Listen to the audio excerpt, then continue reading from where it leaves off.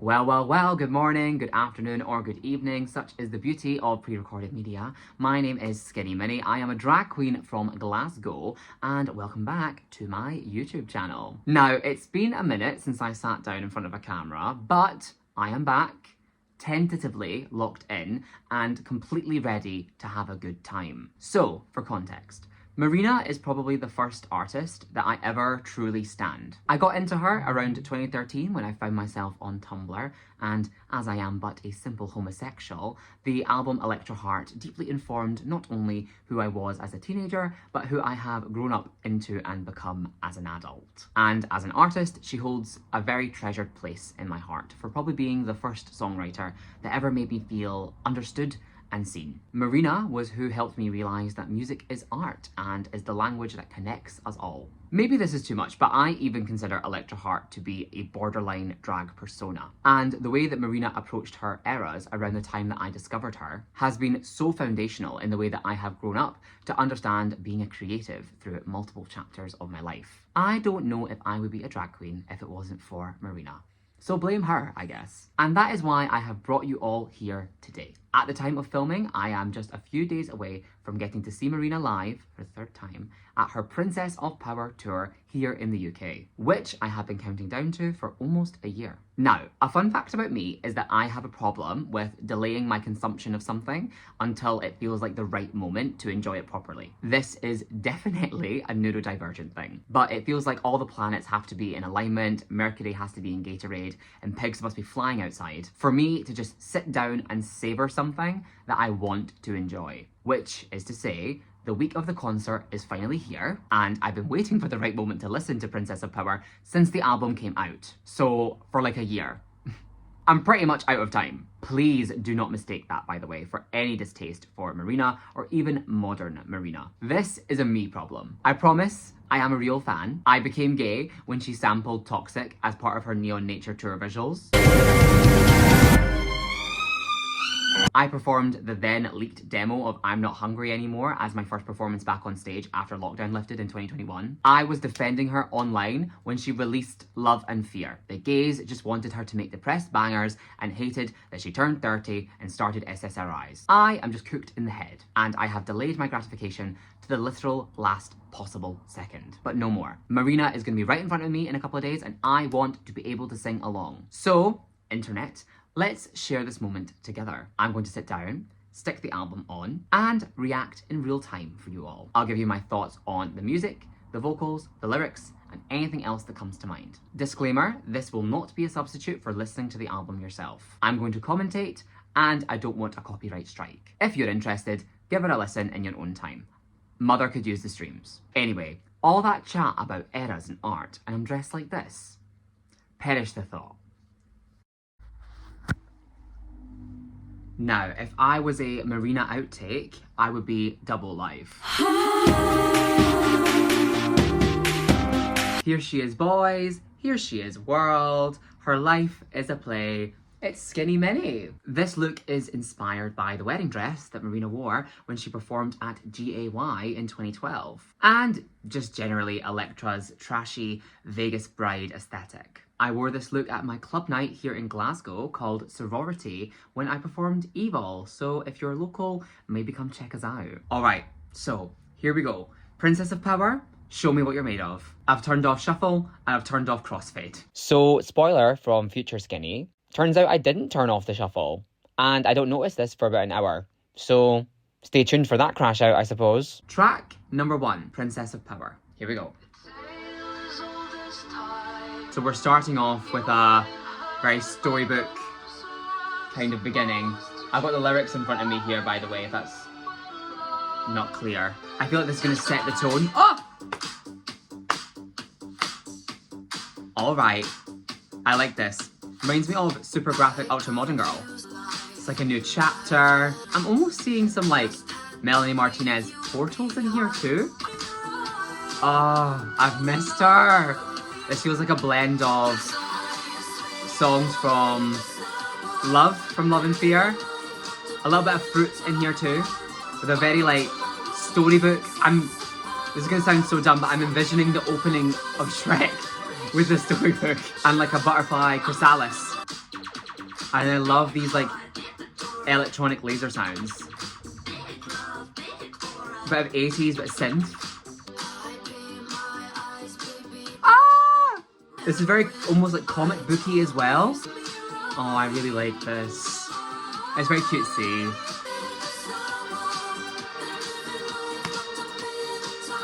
There's a lot of, yeah, like fairy tale, storybook kind of references here. I hope it's like telling me that the album's gonna kind of romanticize the mundane. Something I really love about Marina. Her like lyricism and the way she approaches things that are very normal or pedestrian and creates a fantasy around them. Oh, mother! Oh my god. Okay, track number 1, Princess of Power. I love that. I don't want to give it a number off the bat because you never know where things are going to go. So I don't want to glaze her, although get ready for about an hour of Marina glazing ahead because I do just love her so much and she just makes me so happy.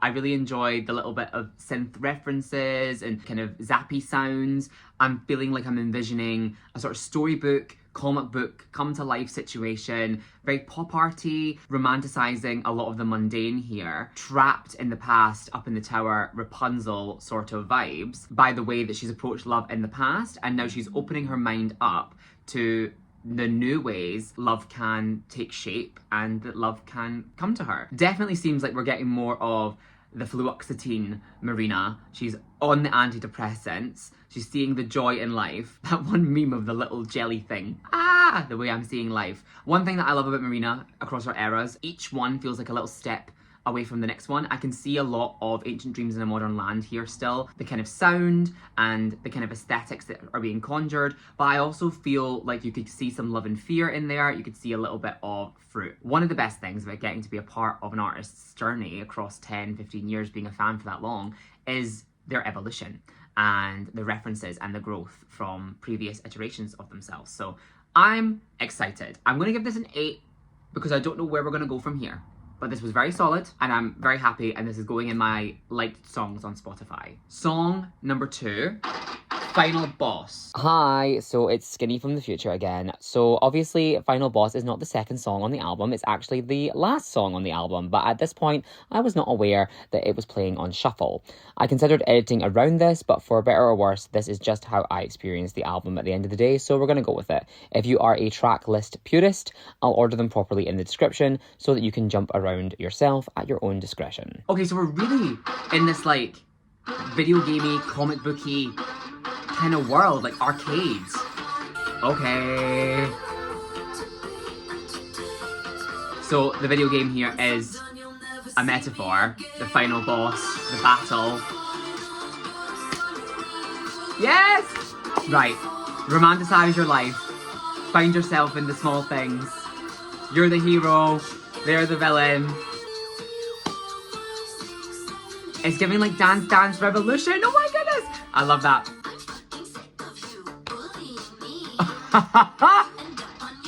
Oh, I love this song. This song reminds me a little bit of Show and Tell, Melanie. Kind of similar messaging. Very like that episode of Black Mirror when the two straight guys were fucking in the video game. Yes! Yes! Oh my god! It's like... Stop it. I'm so autistic.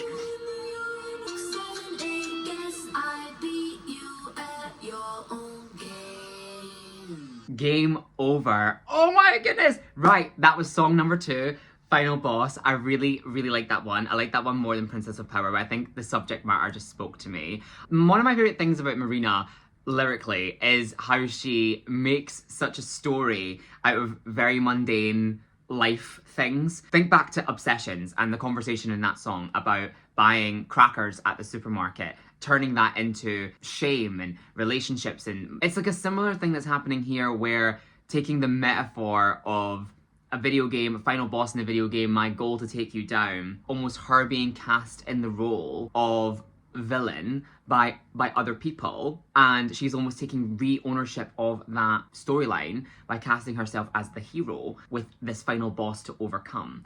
And you know, similar to the previous song, we've got all those kind of synth pop elements that really took me to like being in a video rental store, being an arcade with the penny coin machines, Dance Dance Revolution. I enjoyed the kind of clock ticking, kind of countdown, final boss kind of vibes, very showdown. I'm a massive video game diva. This was giving like Junko Enoshima through her own lens of feeling like she's the fucking good guy and taking down the big final boss, which was Hope. I feel like I can't be giving out 8s and 9s and 10s for every single song, which is probably what's going to happen. So let's just say that I enjoyed it more than the previous one, so I'll give it an 8.5. 8.5. Okay. Right. Oh! I blew my load too early. Right, song number 3, Cuntissimo. This is the one that I've had the hardest time trying to avoid because it's on all the fucking TikToks, it's on everyone's fucking Insta carousels, and it's the single with the music video. Okay. Ah! Oh, this is fucking lit. This is giving me kind of Renaissance tease. Like I'm thinking Rococo, the Marie Antoinette film with Kirsten Dunst. Those aesthetics.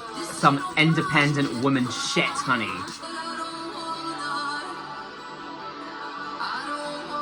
Yes! You tell them, mother. Oh my goodness, all these like free independent women. This is Marina's version of New Rules. Oh, stop it. So much opulence.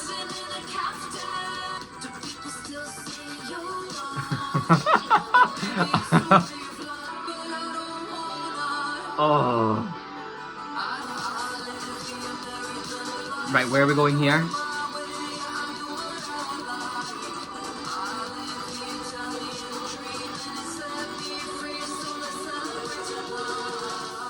Alright, multicultural queen.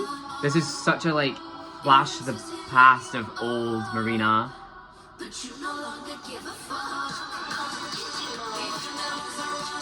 Right, wait, we got an outro before I pause it like I did the last time.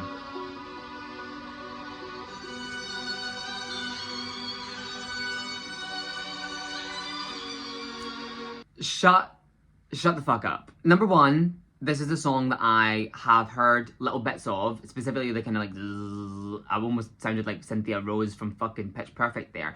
But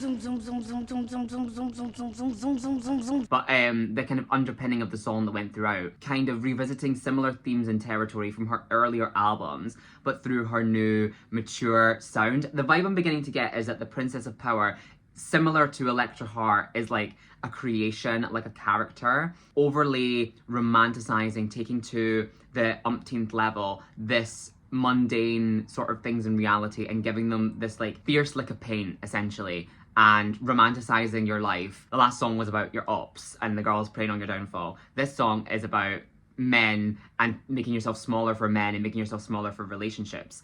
Obviously, Marina has sang so many songs about relationships from every single angle you can imagine. This just felt like a bad bitch anthem. This felt like the bubblegum bitch, the prima donna girl, written in the 2020s and by a Marina who's had a lot more life experience and who's much more sonically developed. This sort of Rococo fantasy, this sort of opulence out on the Grecian patio. Do you guys remember Wine Mum versus Vodka Ann? This is Vodka Ann. The rich bitch is constantly traveling, has swooped in, got you some super expensive duty-free champagne, pop the fucking cork, feed the children. This feels like Electra Heart in her 30s. So, props to you, mama.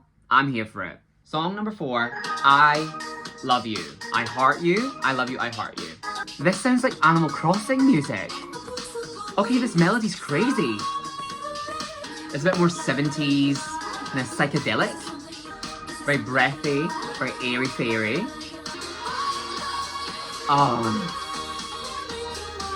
This is so cute. So cute.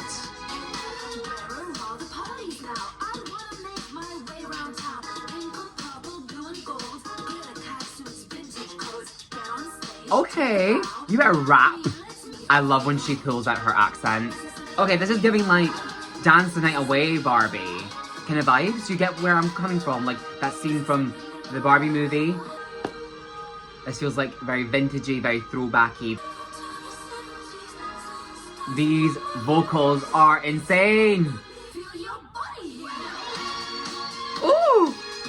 This is very like, I Will Survive, Gloria Gaynor. This instrumental medley.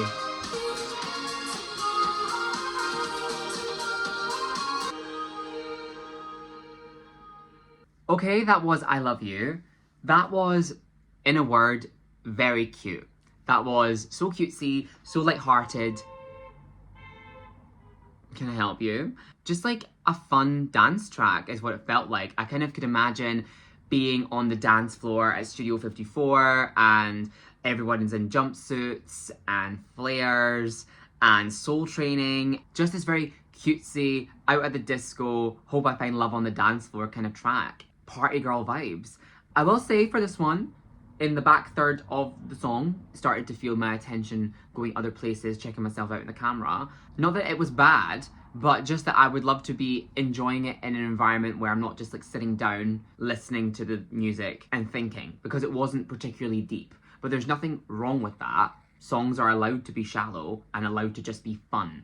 I'm getting the vibe that Marina's whole ethos with this album is, I'm doing this shit for me, I'm having fun, I'm having a good time, and this is what I want to do. And what she wants to do is be a fucking vodka aunt and go out fucking dancing to some disco music and shake her ass and have a good time. Yeah, I'm gonna give this one a 7 out of 10. I think a bit of a step down from the first 3. In my opinion, still very good, still going in the rotation, still will listen to in the shower. Next song is gonna be Ne Sais Quoi. She's got every single European reference in here, bitch. She's Welsh, she's Greek, she will speak with an English accent, she's fucking talking about Italy, and now we're in France! Yeah. I love when Marina sings in this register that's so up here, and then brings it down here. A Ne Sais Quoi. In love with a stranger, based off the vibes. Ooh! Those strings! Those backing vocals are angelic.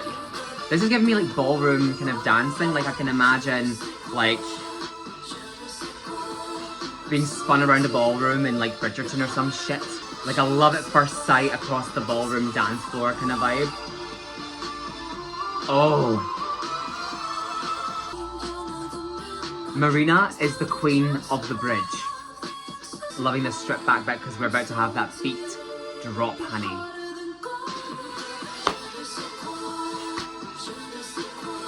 The operatic vocalizations.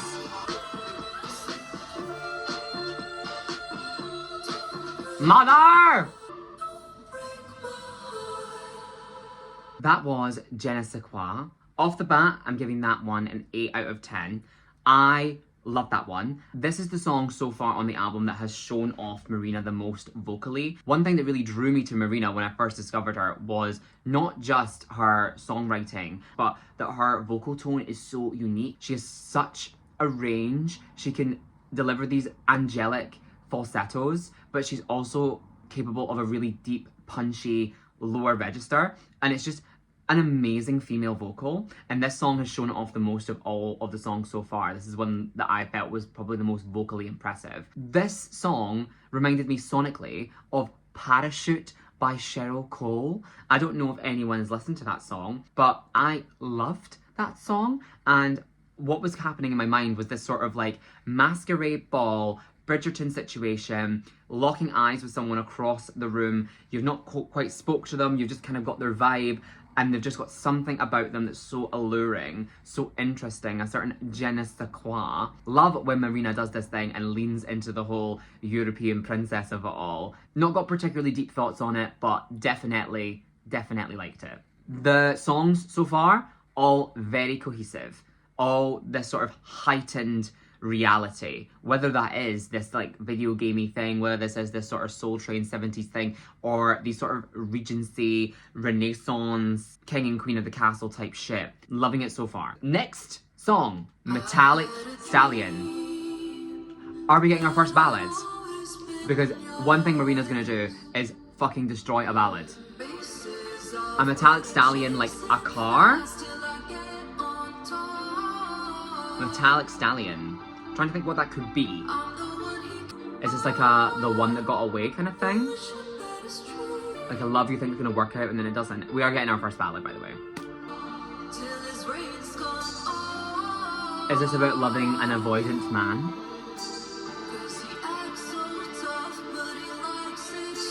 Yes! We're getting like a lovelorn, longing Marina here. When she does these operatic sopranos, and then right into this lower register, we've got like the horse kind of clopping girlish motion. We've got like a horse kind of clopping sound underpinning the song. I'm going to need to Google what she means by metallic stallion. Just like a rock hard horse, like hard to penetrate maybe? Like maybe using metal as like a metaphor for impenetrable. Really love the use of the clopping sound underneath to kind of give this idea that something's racing off and just giving these big sweeping sounds. It's a little bit cowboy.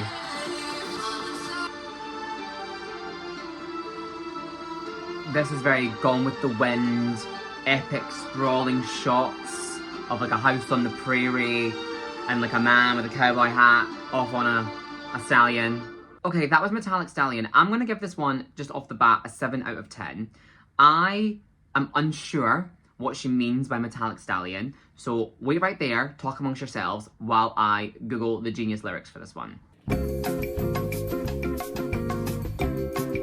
Okay, so I've looked on Reddit. I think my initial thoughts were correct. This is about a man who's an avoidant attachment, who has made themselves impenetrable, made themselves invulnerable, and like a horse, easily spooked, runs off kind of vibe. I don't know if anyone watching this has ever been in a relationship with someone who is an avoidant attachment. I'm an anxious attachment. I need you to tell me you love me every day. If you're not there, I'll get worried you're never coming back. I've definitely been with men who are avoidant in the past. When things get serious and when there's that vulnerability, when there's that pursuit on my end that I'm down for this, they clam up and they run away. And it's funny because it is always those men that are the behind closed doors, the cutesiest, the sweetest. I don't know if you guys have seen those trends where like heterosexual women will film their boyfriends secretly lying on their chest and, you know, being like, oh, want cuddles, and then like filming it and then they like macho up. They butch up so quickly. No. We actually all want love. And we actually all want to feel cared for, and we actually all want to feel considered. I think societally, men are, especially heterosexual men, very much deterred from engaging openly and emotionally because it's seen as a sign of weakness. This relationship just seems like one that's very unhealthy for Marina. It's more about the who's calling the shots. It's more about chasing this person down and getting him to see sense rather than a connection and a union that is evenly matched. Sorry you went through this, girl. Eventually, they either figure their shit out, their mum tells them off, or they go to therapy. Alright, our next song is going to be Adult Girl, which is interesting. I was talking earlier about this idea of the Electra Heart character being quite young in comparison to the Princess of Power. Love this piano plinking. This is the sequel to Teen Idol.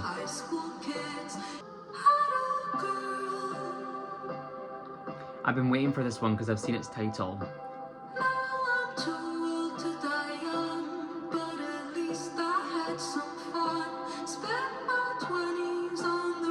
Oh my god.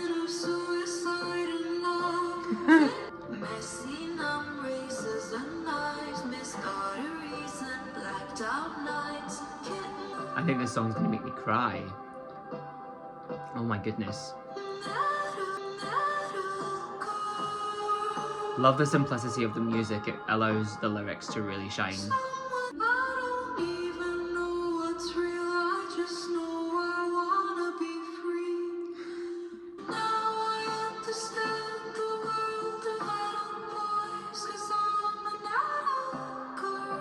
The trauma of your first heartbreak.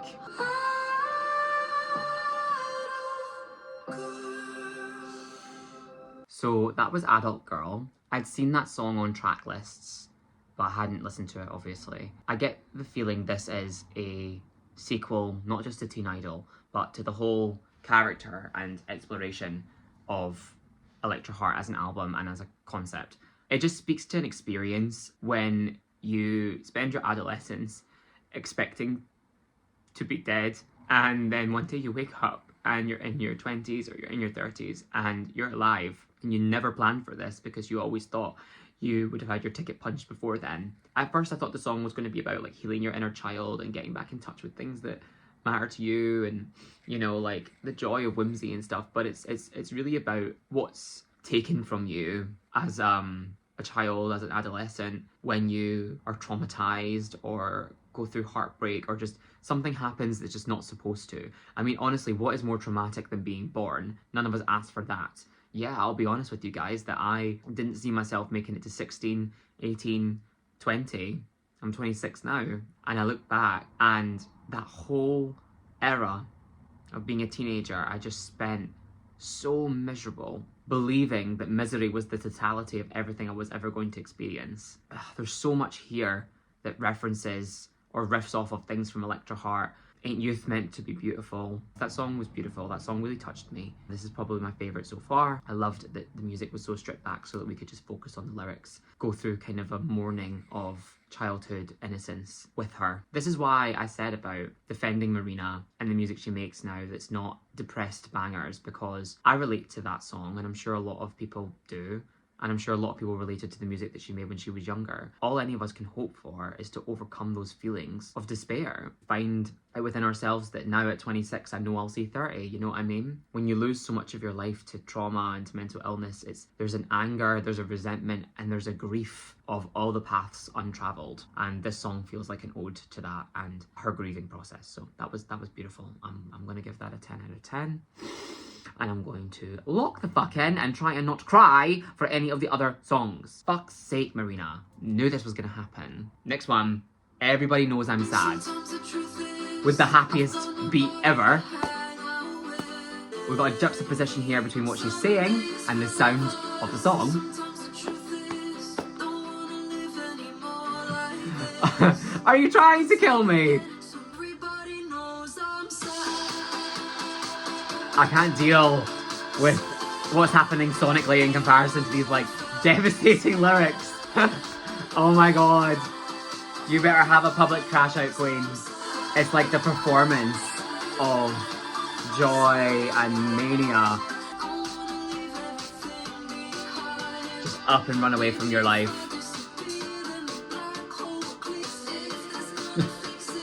This is too self-aware. This is why I love Marina. Songs like this. This is so like neurodivergent, autism coded. This idea that you can't find connection, can't find anyone who understands, that you're going to live a life of isolation. It feels like blowing bubbles, this song. Very like running around a Candyland kind of vibe. That was Everybody Knows I'm Sad. I really like this one, especially in comparison to where we just came from with Adult Girl, because this is why I love Marina, and this is what she does so well. The juxtaposition of these lyrics, which are fucking devastating, in comparison to this bubbly, upbeat pop music, so similar to what we first saw from her with Are You Satisfied, with Oh No, songs from the Family Jewels. So much going on sonically that's so upbeat and uplifting. And what she's talking about is this deep sense of despair and loneliness. Now, as a girl who may have had a public crash out once or twice in her life, this song really speaks to me because I've never thought about, until this moment, I'm sitting here talking about how much Marina makes me feel seen. It must be so vulnerable for her to put out there to the entire world. At any given time, someone could wake up and listen to Marina's song for the first time and be introduced to Obsessions, or be introduced to Happy, or any of these songs that are deeply, deeply emotional and devastating, and how vulnerable that must be to be so openly confessional with everybody and everyone know your deepest, darkest vulnerabilities. As an entertainer, she's going around different cities, she's doing all these different things, she's living her life, and everyone knows.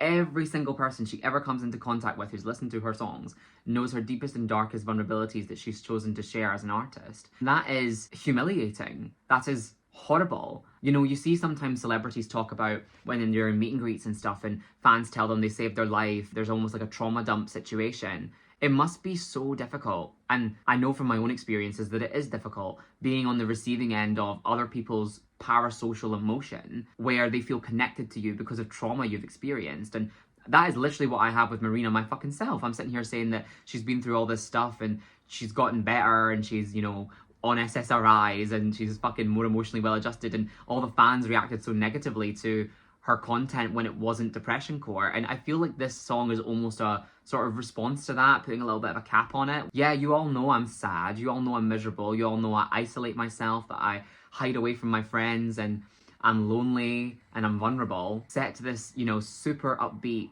poppy track. Marina, I'm just in fucking awe. I wish I'd listened to this album a year ago. Fuck me. Okay. Next song is Cupid's Girl. This underbeat reminding me of Cuntissimo. Now, Marina doesn't go horny very often, she's more of a longing kind of girl, but I feel like we're getting a horny track from Marina here. What's happening with the music and lyrics there is great. Oh, she knows what she wants. Oh! The string and firing, that's cunt. This feels like a Chapel Roan song almost, actually. These kind of like alarm bell sounds. There's my love, Lorne Diva. Love these sparkly sounds.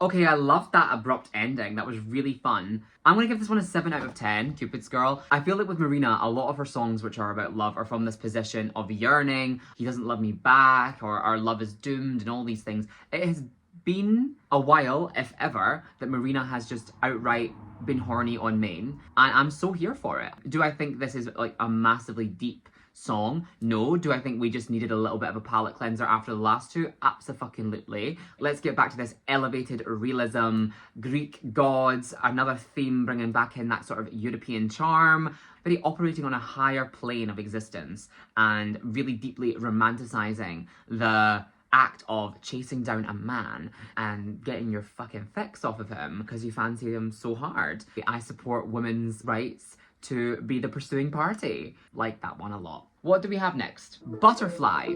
Now this was the first single I think I remember seeing the Butterfly iconography at the start of the era, so avoiding this one's been hard. What's funny is when the song came out, all my friends told me that I should listen to it because it spoke a lot to my life experiences. So Butterfly, obvious metaphor for metamorphosis and becoming the best version of yourself. Love this sonically. Does remind me again a little bit of Portals from Melanie Martinez. I'm not sure what this is called, this vocal effect, but it's very unique and I don't think she's ever done anything like this before, so props to ya.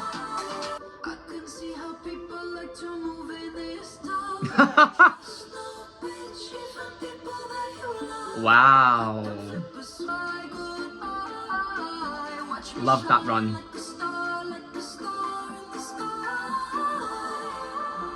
I love what's happening with the music here in the pre-chorus into the chorus. It's like a caterpillar emerging as a butterfly, like a burst out. And the kind of rhythm is very similar to a butterfly's wings, in my mind at least. I can see the vision. Transformation and metamorphosis, honey. This feels like almost childlike, nursery rhyme-esque.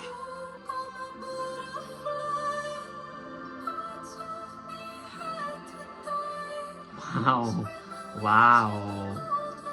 I love this so much. It feels like there's two parts to this song, or three. The caterpillar, the chrysalis, and the butterfly. And it does feel like we go through a transformation every time we talk about the butterfly in the chorus. This is like a second bridge, or like a final verse.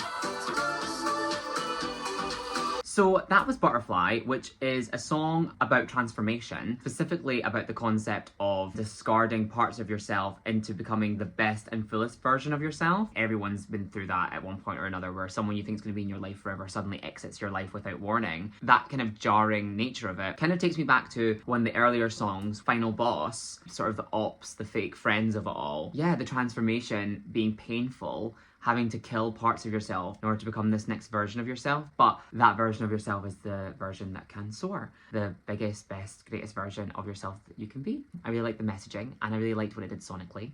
I can see why people were telling me at that time in my life to listen to this song, because I've always had this magical thinking that Marina releases things that I need to hear whenever I need to hear them. The overall messaging and the overall ethos of the piece always connected so much to what was happening to me at that moment in time, which is my parasocial way of saying I relate to the songs and completely projecting. But this definitely speaks to me. It's true. You cannot become your best self without sacrificing parts of who you were in the past. That is the beauty of growth, and growth is traumatic, but it's also necessary. I am going to soar, and you're not going to be part of it.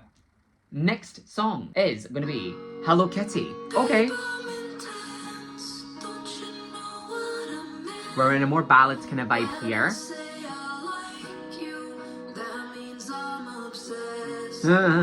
Very overwhelmed with love. I'm interested to see how Hello Kitty fits into a song like this.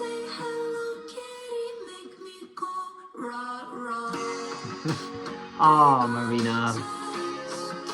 She loves juxtaposition. She just loves to take something cutesy and use it to talk about something dark or something non-threatening to talk about something threatening. This is very cute. I think she's like comparing herself to the way that a cat expresses love. What is going on in this song? Okay, my vodka auntie Marina has turned into a crazy cat lady. So that was Hello Kitty. I am going to be honest that that's probably the first song in the album that I felt bored listening to. I appreciate when Marina takes different themes and takes angry lyrics and puts them with a happy sound, anything of that nature. Do I think the juxtaposition here particularly worked for me? No. I'm not entirely sure what's being communicated here, because the lyrics are all about like obsession, but the music is very soothing, and I'm not really sure what's meant by going rah-rah. I would imagine that means going feral, and that this guy, and he's the only one that can get through to her, and the only one that can speak to her, and the only one that can set her at ease. I just feel like, unfortunately, of all of the songs, this one probably has the least going on, and so I think this one, I'm going to probably give it a 6. I don't think this is one that I would reach to, which is sad, because when I saw the song was titled Hello Kitty, I was actually quite excited, and that one let me down a little bit. We had just had Cupid's Girl, which was very about chasing down a man, and this one's also talking about being obsessed and in love, and I just don't feel like it delivers as much as other tracks that we've listened to. We're going to move on now to our penultimate song, that means second to last if you're uneducated, and it is called Digital Fantasy. Here we go. So I feel like we're going back here to the kind of Final Boss, video gamey sort of vibe. This sounds like the kind of song that would be playing like on a boat in a video game. Someone's sucking all the energy out of you. Oh, another avoidant attachment.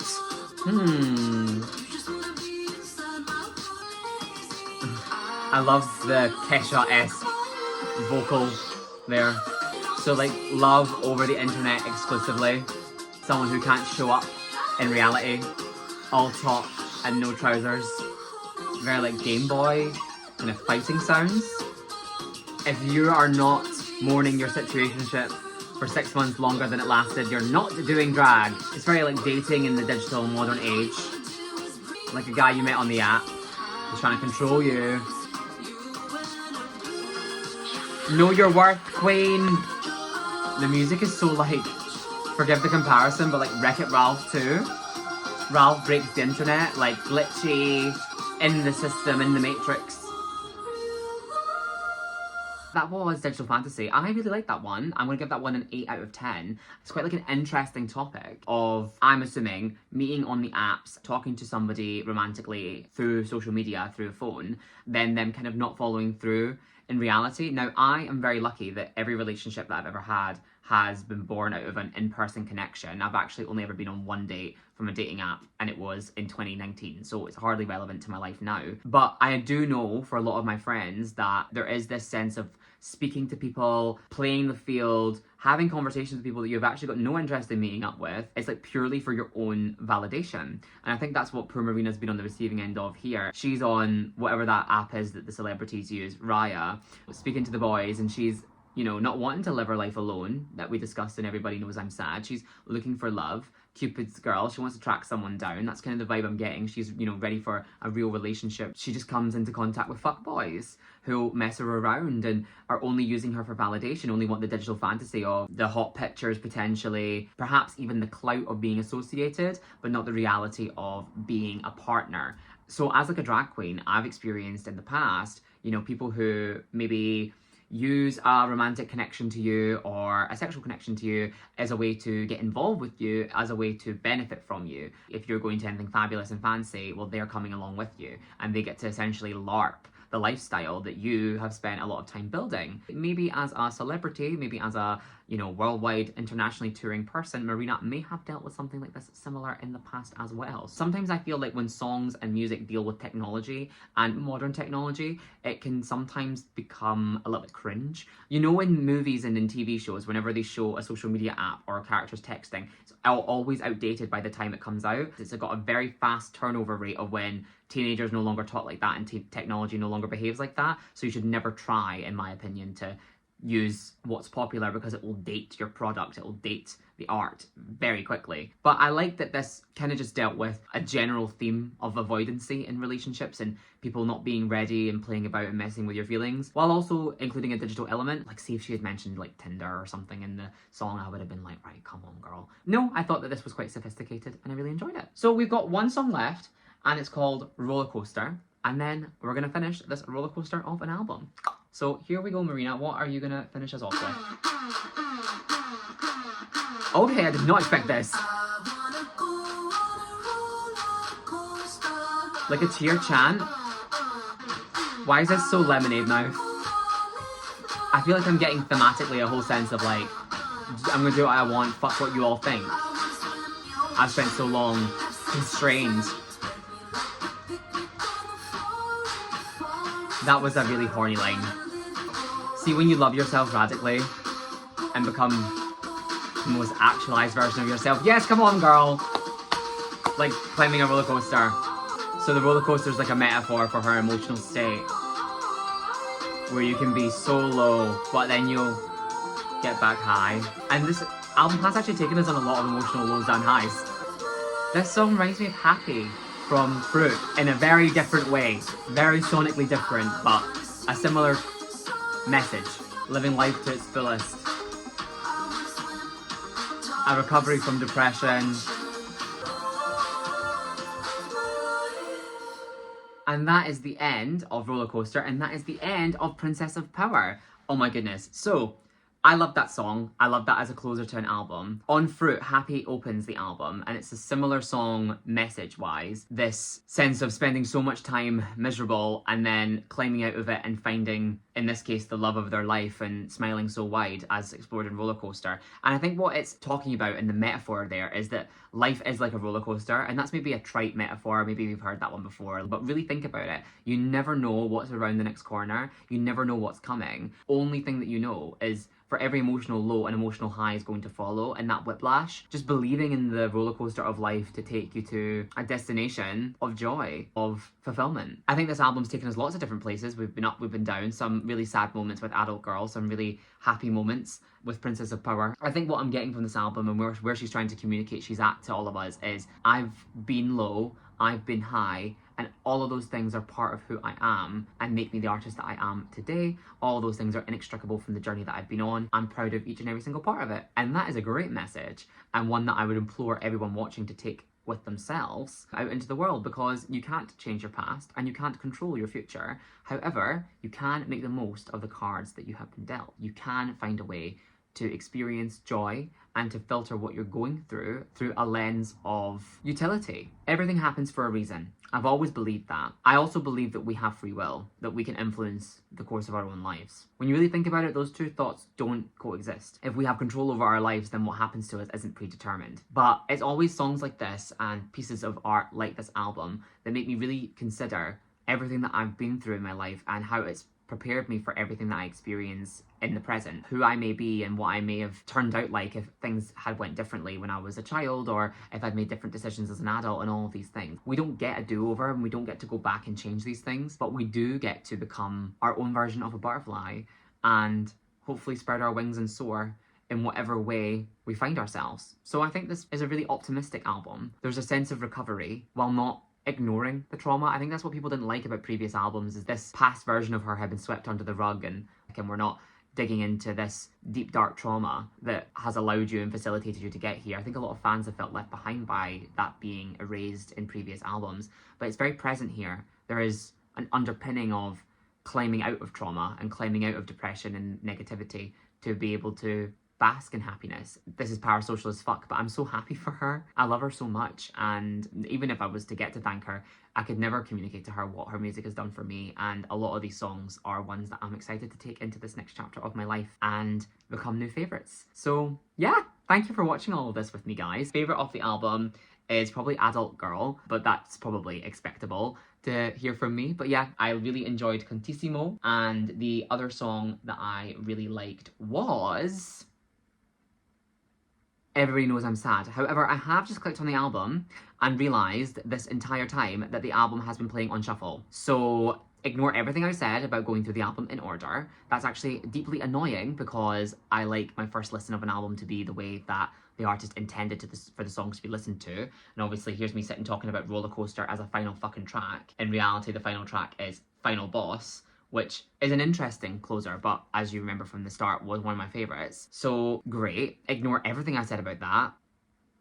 Oh well, at least you guys know this is fucking authentic. Anyway, I'm gonna give this album an 8.5, 8.75 out of 10. In terms of where I would rank it in Marina's discography, I'm going to tentatively put it above Fruit, but below Family Jewels and Electra Heart. I definitely think that this is better than Love and Fear and better than Ancient Dreams in a Modern Land. It was worth the wait. I am really excited to go on this tour. I'm actually going to be wearing this in Manchester and something else in Glasgow and something else in Birmingham, so if you see me, say hi. Sorry for leaving you on a note of me realising that the fucking album was all played loop-de-loo, but what can you do? My name's been Skinny Minnie. Thank you for joining me.